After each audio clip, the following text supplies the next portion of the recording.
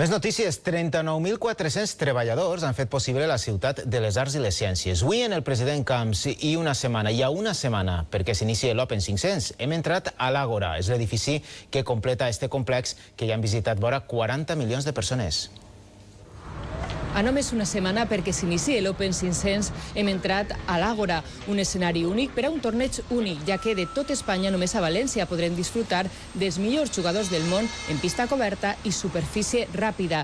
Es tracta de l'últim dels edificis de la ciutat de les arts i les ciències i és una realitat gràcies a 39.400 persones que, com Roberto, han trobat ací un lloc de treball. Hem tingut que adaptar-nos al sistema de construcció de Calatrava per a poder fer els dissenys de tots els sistemes que instal·lem. Este matí el president de la Generalitat ha pogut comprovar com es donen els últims retocs a este espectacular edifici multifuncional amb capacitat per a 6.500 persones. Per a mi, el més important, sempre que fiquem en marxa un projecte d'aquestes característiques, és la quantitat de gent que treballarà en la ficada en marxa de qualsevol projecte, la quantitat de treball que es genera a partir de projectes d'aquestes característiques i la quantitat de persones que ens visiten dins de lo que és el marc atractiu de la nostra comunitat.